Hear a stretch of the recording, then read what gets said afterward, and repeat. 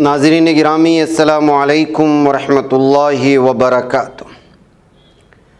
सीधी बात के ताज़ा तरीन प्राइम टाइम में आप लोगों का इस्तक़बाल है। नाज़रीन गिरामी, मैं अंसार अज़ीज़ नदवी इस वक्त आप लोगों के सामने कुछ अहम तरीन ख़बरें, कुछ वायरल वीडियोस और कुछ तनकीदी तज़्ज़िये लेकर के हाज़िर हुआ हूँ। नाज़रीन गिरामी,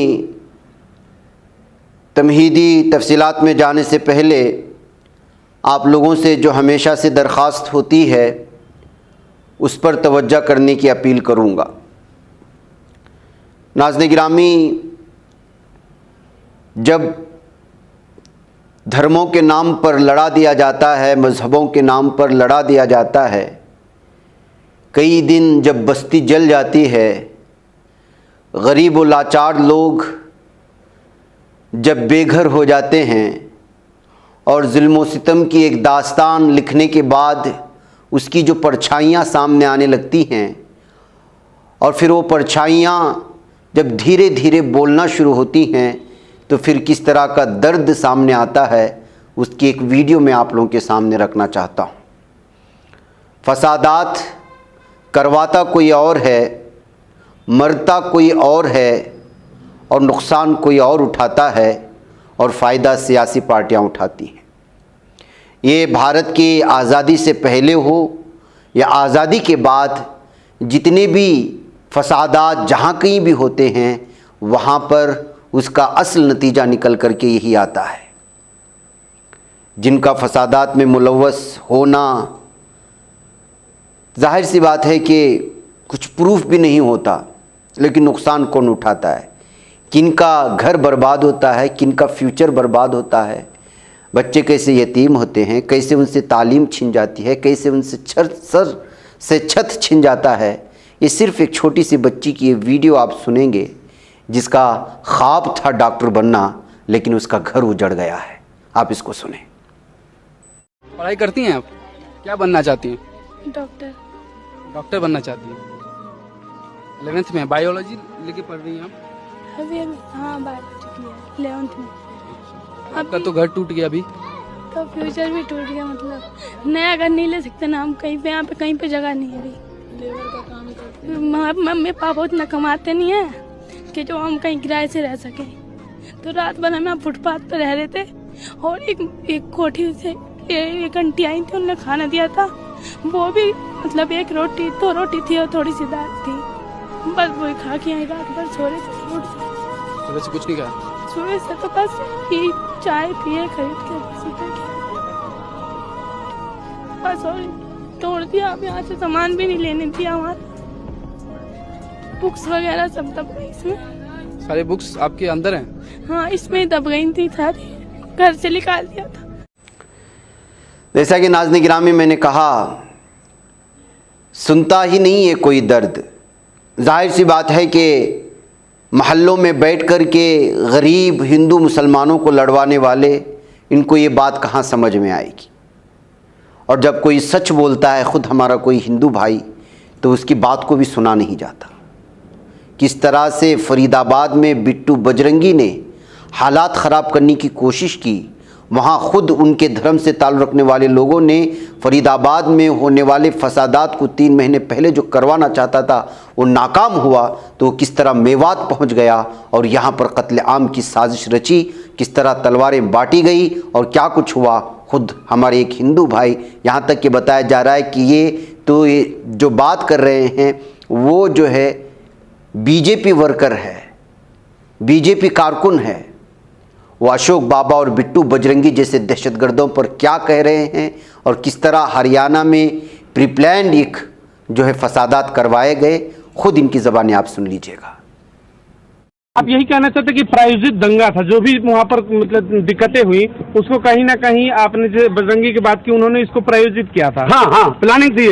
3 महीने पहले प्लानिंग हो चुकी थी, तलवारें बढ़ चुकी थी, दंगा फरीदाबाद में होता। मुझसे फेसबुक के जरिए से तो इसको, इस जिहादी को पेट्रोल डाल के आग लगा देंगे। हम डीसीपी कमिश्नर साहब और डीसीपी साहब के पास जब गए थे कंप्लेंट देने, तो इस दूसरे दिन इसके साथ ही कहता है कि हम इस जिहादी को, हम तो जिहादी बोलते हैं लोग, कि भाई जिहादी को हम पेट्रोल डाल के आग लगा देंगे। वो वीडियो, वो फोटो मेरे पास है। आपको धमकी दी गई थी? मेरे को जान से मारने, पेट्रोल डाल के आग लगा देंगे, ये बोला था मेरे को। मेरे पास वो प्रूफ है उसका। भाई साहब देखो, मैं हाथ जोड़ के कह रहा हूँ, अल्लाह के वास्ते, भगवान के वास्ते, कि इस बात को खोलो कि असली दोषी कौन है। ना हिंदू दोषी, ना मुसलमान दोषी, ना सिख दोषी, ना ईसाई दोषी है। दोषी कुछ जालिम छुपे हुए हैं, जो आज कौन सी न्यूज होती है बड़ी वाली, नेशनल मीडिया के सामने आ रहा है भगवा पैर के। कभी उसके जिंदगी में नहीं पैरा उसने, 6 महीने में तो नहाता है वो क्या मंदिर में पूजा करेगा। मैं मोनू मानेसर को नहीं जानता, मैं मोनू मानेसर के बारे में नहीं कहूंगा। एक अशोक बाबा है, मैं उसके बारे में जानता हूँ, वो सिर्फ पर्सनली, कि उसका एक अंदर से जो विचार है वो कभी किसी को परेशान नहीं करता। उसने गोली चलाई है, वो क्यों चलाई है वो जाने, पुलिस जाने। मैं बाबा को जानता हूँ, जो अशोक बाबा है, फरीदाबाद का है, बल्लभगढ़ का वो लड़का, ठीक है भाई साहब। मैं उसके बारे में ये नहीं कहूंगा कि वो आतंकवादी है, वो फलाना नहीं। उसने गोली चलाई, क्यों चलाई। लेकिन ये जो 6 लोग मरे हैं, जिनकी हत्या हुई है, जो इस देश के लिए शहीद हुए हैं, धर्म के लिए शहीद हुए, उसमें दोषी 100% अगर बिट्टू बजरंगी ना पाए तो मुझे आप सरेआम फांसी लगा देना। मैं चैलेंज के साथ कहता हूँ, इसकी तफ्तीश कराई जाए बस। क्योंकि मुझे पता है, इस देश के अंदर बिट्टू को पता है कि दंगा हुआ किस बात पे है।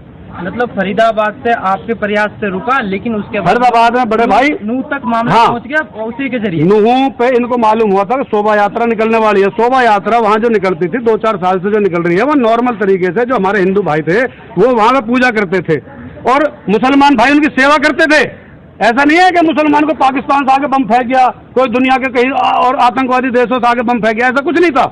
वहाँ पे हिंदू मुसलमान का इतना बड़ा प्यार है, इतना बड़ा प्यार है कि शायद ही देश में किसी कोने पे मिलेगा, समझ रहे भाई साहब। लेकिन वहाँ इन्होंने प्लानिंग बनाई थी कि फरीदाबाद में तो हमने कर दी प्लानिंग कैंसिल, 3-4 मुकदमे लगवा दिए इसके ऊपर। हमने क्यों लगवाए कि जगह जगह जहाँ हमने कोई इसकी कच्ची बातें पता लगती रही, हम वहाँ कंप्लेंट देते रहे। एक और बताऊँ मैं आपको, फरीदाबाद के अंदर सेक्टर 58 का थाना SHO साहब, मैं झूठ बोलूंगा, आप पूछ लेना उनसे, कि इसने एक दिन सेक्टर 56 में आसियाना नाम के फ्लैट है, आसियाना नाम के फ्लैट में एक सपोला नाम का लड़का जो गांजा और दारू बेचता है, जिसमें 21 मुकदमे लगे हुए हैं, बिट्टू का पार्टनर है वो। उस सपोला नाम के लड़के ने एक मुस्लिम टेम्पू चलाने वाले लड़के के हाथ और पैर तोड़ दिए और उसको दंगे का रूप दे दिया कि जल्दी आ जाओ। फेसबुक पे डाला इसने कि भाई हो जल्दी आ जाओ, मुसलमानों से हिंदुओं का झगड़ा हो गया, जबकि एक गांजा बेचने वाले का टेम्पू चलाने वाला झगड़ा हुआ। तो हम उसके उस बात को लेकर हम पहुंचे यहाँ पे अपने NIT तनेजा जी, जो तनेजा साहब है हमारे NIT के ACP साहब, हम ACP साहब के पास पहुंचे वहाँ कि साहब इस तरीके से अभी लाइव वीडियो डाली है इसने। तो 58 सेक्टर थाने इंचार्ज ने उसको बुलाकर उसकी वीडियो डिलीट कराई कि कोई दंगा नहीं होगा यहाँ पे। पूछ लेना, मैं झूठ बोल रहा हूँ। तो इसकी बजरंगी के आप कहना ये चाहते कि शुरू से उसका यही मनसा था, उसकी मेंटालिटी थी, हमेशा वो प्रयास रहता था, लाइव आता था, हिंदू मुस्लिम प्रयास करता था कि किसी तरीके से विवाद बढ़ता रहे। तमाम लाइव वीडियो भी उसने डाली थी। बड़े भाई देखो, उसकी अगर आप सारी वीडियो डिलीट मार दी उसने, अब उसे पता है कि मेरे सारे पॉइंट फंसने वाले हैं, तो अगर ये तो साइबर का काम है, साइबर उसकी दोबारा वीडियो निकाले और एक भी वीडियो में उसने अगर भाईचारे की बात करी हो ना तो मुझे फांसी दे देना। उसमें हिंदू मुसलमान वहाँ के जो हमारे हिंदू भाई है ना फरीदाबाद के, वो बहुत समझदार है। इसके साथ कोई हिंदू मुसलमान फरीदाबाद का नहीं जुड़ा हुआ, इसके साथ वो जुड़े हैं जो गांजा बेचते हैं, जो दारूबाज हैं, समझ रहे हो, जो नशेड़ी टाइप के हैं। उन लोगों को उकसा के, क्योंकि ये मेहनत बहुत दिनों चल रही थी, एक दिन की मेहनत नहीं है ये। तो शोभा यात्रा को जहाँ 1500 आदमी जाते थे वहाँ 20,000 आदमी पहुँच गए। ये बिट्टू बजरंगी खुद कहता है कि मैं सिस्टम से आ रहा हूँ। आपने उस जीजा वाला तो डायलॉग सुन लिया कि मैं तुम्हारा जीजा आ रहा है, ये नहीं सुना इसने क्या कहा था कि मैं सिस्टम से 150 गाड़ियों में आ रहा हूँ। सिस्टम क्या होता है भाई साहब, आप मुझे बताओ, मैं मीडिया के माध्यम से पूछना चाहता हूँ, सिस्टम क्या होता है। सिस्टम ये होता है कि मैं पूरे लैस होके आ रहा हूँ। अच्छा, एक सवाल बनता है, आप बिट्टू बजरंगी पर तमाम जो आरोप लगा रहे हैं जी, और आपने कहा कि हम पूरी सिस्टम से आ रहे हैं और बार बार वो प्रयासरत रहता था, क्या आपको लग रहा है कि उसके पीछे कोई ना कोई और लोग होंगे जो इतने बड़े चीजों को प्रायोजित कर रहे हैं? क्या कि देखो भाई साहब, बिट्टू बजरंगी ही है जो अकेले कर रहा है? देखो भाई साहब, वो पुलिस जांच करेगी कि इसके पीछे कौन कौन था, लेकिन मैं अपनी आंखों से जो देखा भड़काते हुए, उसकी न्यूज पे आते हुए बिट्टू की पे, मैं झूठ नहीं कहूँ क्योंकि वो निकाली जाएगी उसकी वीडियो।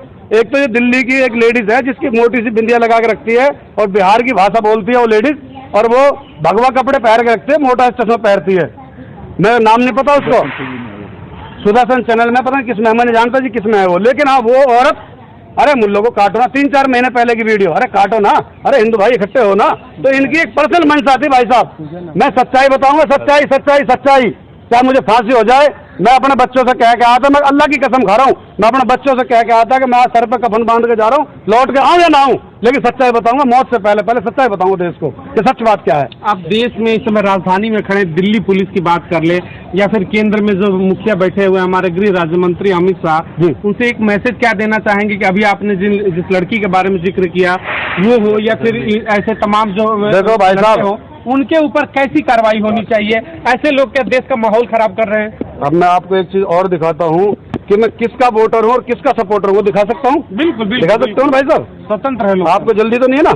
बिल्कुल। ये देखिए, मैं खुद किसका सपोर्टर हूँ, मैं आपको वो चीज दिखा दूंगा। मैं हजारों की संख्याओं में लेके अपने भाइयों को, जो लोग आज की डेट में ये कहते हैं ना कि मुसलमान बीजेपी को वोट नहीं देता, मुसलमान तो आतंकवादी होता, ये कौन है? मैं खुद एक बीजेपी का कार्यकर्ता हूँ, वोटर भी हैं, मैं बीजेपी का कार्यकर्ता भी हूँ और 10 साल से बीजेपी का कार्यकर्ता हूँ मैं। बड़ा सवाल है, लेकिन सच्चाई दिखाओ मेरी कि इस देश में हिंदुओं को मारा जा रहा है, मुसलमानों को मारा जा रहा है, चंद लोगों की वजह से, चंद लोगों की वजह से। ये दिखाओ मैं किसका सपोर्टर हूँ, ये दिखाओ मीडिया देश में, ये दिखाइए। भारतीय जनता पार्टी के सपोर्टर भी वोट मैं झूठ बोल रहा हूँ, दिखाइए आप। करता है, लेकिन देखिए किस भाई आज मेरा दिल रो रहा है, आज मेरा दिल रो रहा है, दंगे करवाए। वो अपनी माँ के लाल नहीं थे क्या? उनको भी इन्होंने मारा। तो वहाँ के लोग ये भी तो कहते हैं इसमें राजनीति भी लोग करते हैं, बीजेपी करवाते हैं, कभी कहते हैं। भाई देखो, मैं बीजेपी का नाम नहीं लूंगा, कांग्रेस का नाम नहीं लूंगा, मैं बिट्टू बजरंगी का नाम लूंगा। इसको पकड़ के इसकी रिमांड हो, इसको पता लगा इसके भाई किस किसने दंगे कराए तेरे पीछे, कौन कौन है। मैं किसी का नाम नहीं लूंगा, किसी पार्टी को बदनाम नहीं करूंगा, मैं किसी पार्टी की तारीफ नहीं करूंगा, सच्चाई दिखाना चाहता हूं मैं देश को। तो दंगों के लिए जिम्मेदार कौन है फिर? बिट्टू बजरंगी। सरकार जिम्मेदार नहीं है? भाई मैं सरकार को नहीं समझता, मैं न कांग्रेस न बीजेपी, मैं किसी की बुराई भलाई नहीं करता भाई। वो अकेले तो कर नहीं सकता, उसके पीछे कोई तंत्र तो होगा। भाई मैंने आपसे ये कहा है कि मैं बिट्टू बजरंगी की नस नस को जानता हूँ, अब वो बताएगा कि तेरे पीछे किस किस का हाथ रहा है।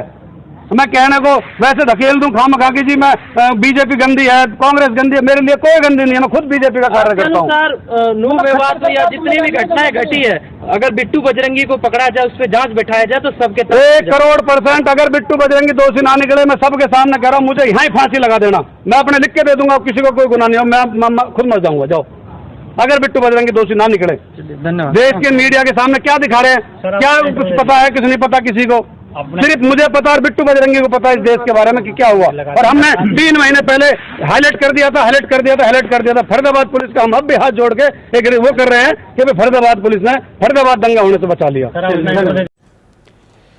नाज़रीन गिरामी, आपको मालूम होना चाहिए कि आज पार्लियामेंट में मणिपुर को लेकर के जो है राहुल गांधी ने बयान दिया और बीजेपी पर, मरकज़ी हुकूमत पर खूब तनकीद की, उनको लताड़ा, यहाँ तक कि कहा कि आपने भारत माता का कत्ल किया है मणिपुर में। जाहिर सी बात है कि उनकी रुकनीत ख़त्म होने के बाद वापस पार्लियामेंट में आना और पार्लियामेंट की रुकनीत बहाली के बाद उनका ये बयान था, तो जाहिर सी बात है सारे चैनल्स दिखा रहे थे। अब इसको नाकाम करना था।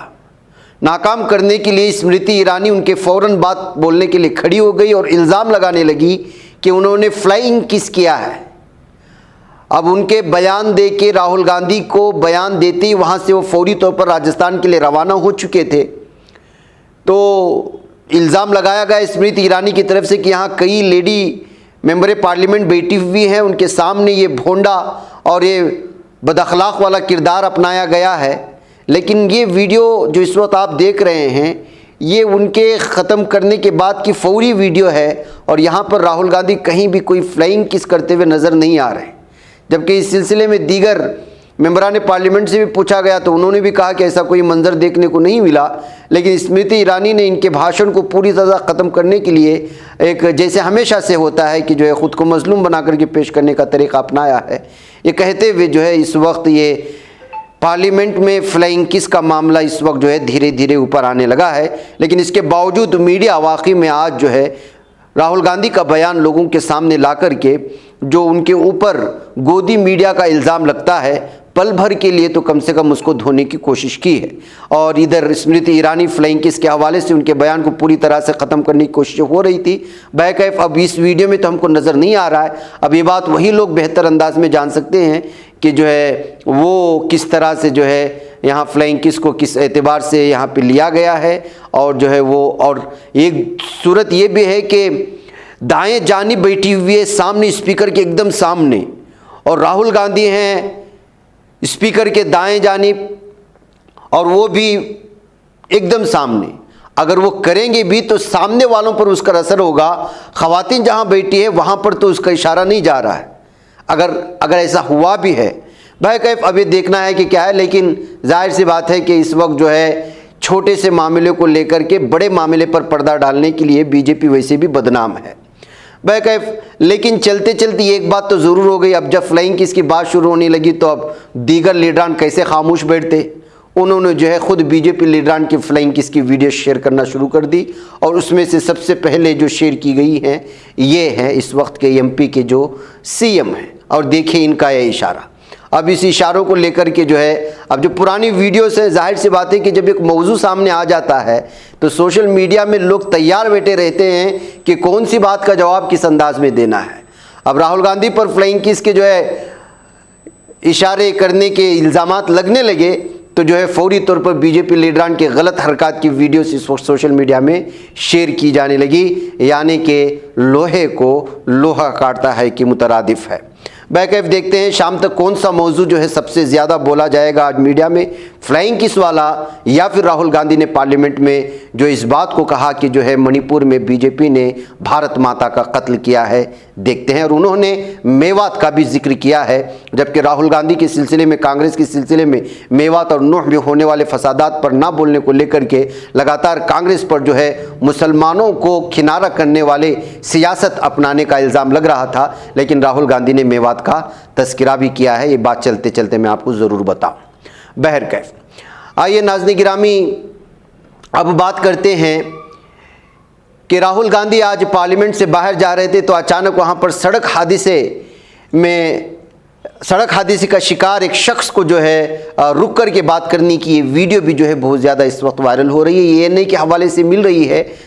10 जनपद से वो निकल ही रहे थे कि अचानक देखा कि एक शख्स जो है वो, सिक्योरिटी गार्ड्स भी वहाँ खड़े हैं और एक शख्स की गाड़ी नीचे पड़ी हुई, तो फौरी कार को रोका और वहाँ जाकर के जो शख्स हादसे का शिकार हुआ था उसको रोक कर के उसकी जो है पूरी तरह से उन्होंने मिजाज पुरसी की, जिसकी वीडियो इस वक्त अलग अलग तबसरों के साथ शेयर की जा रही। इस दरमियान में जो है ये तबसरे भी शुरू हो चुके हैं कि इस वक्त चूँकि अपोजिशन लीडरान में सबसे मजबूत राहुल गांधी को माना जा रहा है और तमाम जो है इस वक्त अपोजिशन पार्टियाँ उन्हीं को जो है अगला पीएम का उम्मीदवार अपोजिशन का ऐसा घोषित करने की भी कोशिशें हो रही हैं। ऐसा घोषित तो हुआ नहीं है, लेकिन उसी नज़रिए के साथ कांग्रेस राहुल गांधी को इस वक्त पेश कर रही है और कुछ पार्टियां इसकी हिमायत भी कर रही हैं। तो ऐसी सूरत हाल में कई लोगों ने कहा कि मुमकिन है कि जो है उनकी बढ़ती हुई मकबूलियत की वजह से उनकी जान को धोखा हो, जैसे कि गांधी फैमिली में हमेशा से इस तरह से जो है कत्ल हुए हैं, तो उनका भी इस तरह हो सकता है। इस वजह से जो उनको इस तरह के मामलात में फौरी तौर पर उचक कर के नहीं जाना चाहिए अपनी सिक्योरिटी को छोड़ करके। ऐसी सूरत हाल में उनके साथ भी कुछ गलत हो सकता है, ऐसे कहते हुए सोशल मीडिया में इस वक्त जो है अलग अलग तरह के तबसरे शुरू हो चुके हैं, जब से उन्होंने फौरी तौर पर मिजाज पुरसी के लिए सड़क हादसे में ज़ख्मी शख्स की मिजाज पुरसी के लिए पहुँचे थे। बहरकैफ नाज़रीन गिरामी आइए बात करते हैं कितनी खूबसूरत अमवात हैं। ऐसी अमवात, ऐसी मौत बहुत सारे लोग जो है चाहते हैं, तिलावत करते हुए सजदे की हालत में और कलमे तौहीद का ज़िक्र करते हुए, कोई मस्जिद नबवी में, ऐसे बहुत सारी तमन्नाएं होती हैं एक मुसलमान की। ऐसी सूरत हाल में कुछ ऐसी वीडियोस भी सामने आती हैं जिसको दिखाना मैं जो है अपने ईमान के मजबूती के लिए ज़रूरी समझता हूँ। ये देखिए फ़िलिस्तीन में एक मस्जिद का मुअज्जिन फ़जर की अज़ान के लिए उठा था, यानी समझिए कि क़यामुल लैल के मौके पर, यानी तहज्जुद का जब वक्त होता है और वह आने के बाद मस्जिद के दरवाज़े भी खोलता है और फिर फ़जर की अज़ान और उस वक्त 2 रकात 2 गाना भी अदा करता है और फ़जर की अज़ान के वक्त के लिए इंतज़ार में तिलावत करते हुए बैठ जाता है, तो फ़ौरी तौर पर उसी मौके पर मलकुल मौत आते हैं और रूह कब्ज़ हो जाती है, जो इस वक्त अलग अलग तबसरों के साथ फ़िलिस्तीन के एक मस्जिद के मुअज्जिन की इस आखिरी लम्हात की वीडियो CCTV कैमरे में जो कैद हुई, तो वो इस वक्त जो है पूरी तरह से अलग अलग तबसरों के साथ सोशल मीडिया में शेयर करने की कोशिशें हो रही हैं। नाज़रीन गिरामी, पूरी दुनिया में इस्लामोफोबिया का शिकार ममालिक जिस तरह से मुसलमानों के ख़िलाफ़ दुश्मनी और अदावतें फैलाने की कोशिश कर रहे हैं, वो तो जो है अज़हर मिन अश-शम्स है, यानी कि रोज़े रोशन की तरह आया है। ऐसे में अल्लाह का प्लान कुछ और होता है और अल्लाह कुछ और मंसूबा बना रहा होता है। मैंने ऐसी कई वीडियोस अपने प्राइम टाइम में आपको दिखाई हैं जहां बस्तियों की बस्तियां जो है बैक वक्त ईमान ला रही हैं। अब एक मरतबा फिर मलावी से एक वीडियो आई है जहां पर 100 अफराद एक बस्ती के बैक वक्त जो है कलिमे तौहीद पढ़ते हुए, कलिमे शहादत पढ़ते हुए ईमान ले आ रहे हैं। और ये वीडियो भी इस वक्त अलग अलग तबसरों के साथ अफ्रीका के मुख्तलिफ जो है सोशल मीडिया अकाउंट्स होल्डर्स के साथ शेयर की जा रही हैं। आप इसको सुन सकते हैं।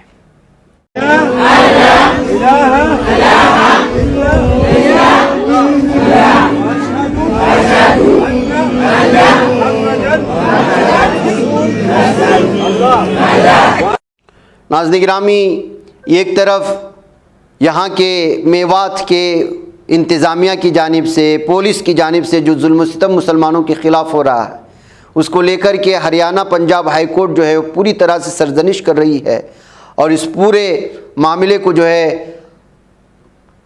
नाइंसाफ़ी पर मबनी करार देते हुए इंतज़ामिया को इंसाफ करने का मुतालबा कर रही है। तो वहीं पर जो है इस वक्त मेवात में महापंचायतों का इनेकाद हो रहा है और लगातार मुसलमानों के साथ इक़्तिसादी माशी बॉयकाट करने का जो है मुतालबे बढ़ते जा रहे हैं। अभी नूह फसाद के बाद नफ़रत का जो खेल जारी है, उसके मुताबिक हरियाणा की दर्जनों पंचायतों ने एक ऐसा फरमान जारी किया है जो फ़िक्र अंगेज़ ही नहीं तशवीशनाक है। दरअसल 3 ज़िले रेवाड़ी, महेंद्रगढ़ और झज्जर की 50 से ज़ायद पंचायतों ने मुस्लिम दुकानदारों, ताजिरों के दाखिले पर रोक लगाने से मुताल्लिक़ ख़त जारी किया है। सरपंचों के दस्तखतशुदा इन खतूत में भी कहा गया है कि गांव में रहने वाले मुसलमानों को पुलिस के पास अपनी शनाख्त से मुताल्लिक़ दस्तावेज़ात जमा करने होंगे। हैरान करने वाली बात यह है कि बेशतर गाँव में अक़लियती तबके का कोई भी बाशिंदा नहीं है। चंद एक कुंबे हैं जो 3 से 4 नस्लों से यहाँ मुकीम हैं। ख़त में कहा गया है कि हमारा इरादा किसी मजहबी जज्बात को ठेस पहुँचाने का नहीं। नारनौल महेंद्रगढ़ के sub divisional magistrate Manoj Kumar ने टाइम्स ऑफ इंडिया को बताया कि उन्हें खतूत की कापी हाथ नहीं लगी है, लेकिन सोशल मीडिया पर ख़त ज़रूर देखा है और ब्लॉक दफ्तर से सभी पंचायतों को वजह बताओ नोटिस भेजने को कहा गया है। मनोज कुमार का कहना है कि ऐसे ख़त जारी करना कानून के ख़िलाफ़ है। हालांकि हमें पंचायतों की तरफ से ऐसा कोई ख़त नहीं मिला। मुझे उनके बारे में मीडिया और सोशल मीडिया के ज़रिए पता चला।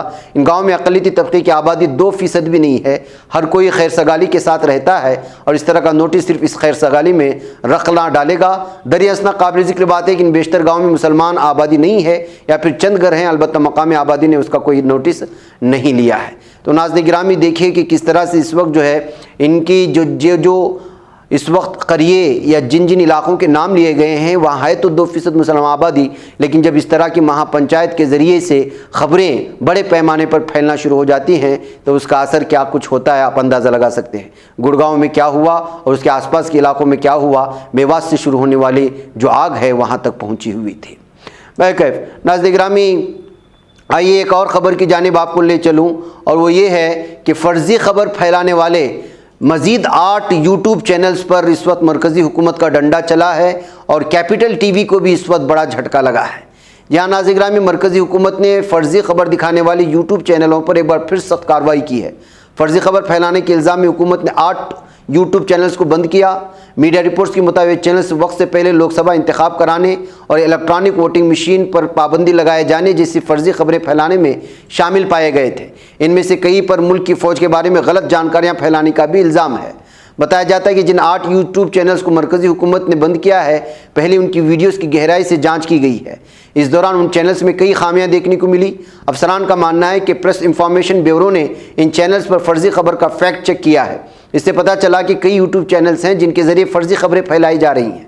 अफसरान का मानना है कि जिन यूट्यूब चैनल्स पर कार्रवाई की गई उनके मजमूई तौर पर तकरीबन 2 करोड़ सब्सक्राइबर्स थे। जिन यूट्यूब चैनल्स को बंद किया गया उनमें कैपिटल टीवी का यूट्यूब चैनल, इसके अलावा यहाँ सच देखो, KPS न्यूज़, सरकारी व्लॉग, अरन tech India, SPN 9 news, educational दोस्त, वर्ल्ड बेस्ट न्यूज़ वगैरह वगैरह शामिल हैं। बैकैफ नाज़रीन गिरामी, आप तो जानते हैं कि आज सोशल मीडिया में जो है किस तरह से सच को झूठ और झूठ को सच बना करके पेश करने की कोशिश हो रही हैं। बजुस कुछ चैनलों के हर जगह जो है वो व्यूवर्स को और जो है सब्सक्राइबर्स की तादाद को बढ़ाने के लिए अलग अलग तरह के थंबनेल जिसमें अंदर कुछ होता नहीं है लेकिन बाहर भड़काऊ थंबनेल्स लगा देते हैं, या उड़िया तस्वीर लगा देते हैं, या मारधाड़ की ऐसी तस्वीरें लगा देते हैं, या समाज में दुश्मनी पैदा करने वाले सुर्खियाँ लगा देते हैं, या इस तरह की चीज़ें जिससे एक जज्बाती इंसान फौरी तौर पर उस पर क्लिक करके अंदर चला जावे। ऐसी चीज़ें पेश करने की कोशिश होती हैं जहां अंदर जाने के बाद उन्हें कुछ मिलता नहीं है, अगर मिलता भी है तो वो एक दूसरे मजहब को लड़ाना या फिर झूठी और ऐसी खबरें जिसका जो है हकीकत से कोई लेना देना नहीं होता। और ऐसे सैकड़ों नहीं, हज़ारों नहीं, बल्कि लाखों की तादाद में इस यूट्यूब में चैनल्स मौजूद हैं जो सिर्फ और सिर्फ व्यूवरशिप में तादाद के इजाफे के लिए और सब्सक्रिप्शन में जो है तादाद में इजाफे के लिए झूठ और गलत खबरें फैलाते हैं। मैं कैफ नाज़रीन गिरामी, कुछ खबरें बच गई, इंशाल्लाह फिर आपको सामने पेश करूँ। मुझे यहाँ पर इजाज़त दो। अस्सलाम वालेकुम रहमतुल्लाहि व बरकातहू। बच पाता है कोई सहाफ़ी की निगाहों से, मिलाता है ये लोगों को मोहब्बत की पनाहों से। करम और दर्द मंदी का है एक संसार सीधी बात। अज़ीमत जुर्अतो हिम्मत का है इज़हार सीधी बात। अज़ीमत जुर्अतो हिम्मत का है इज़हार सीधी बात। ये चैनल हक निगर बनकर कुचल देता है फितनों को।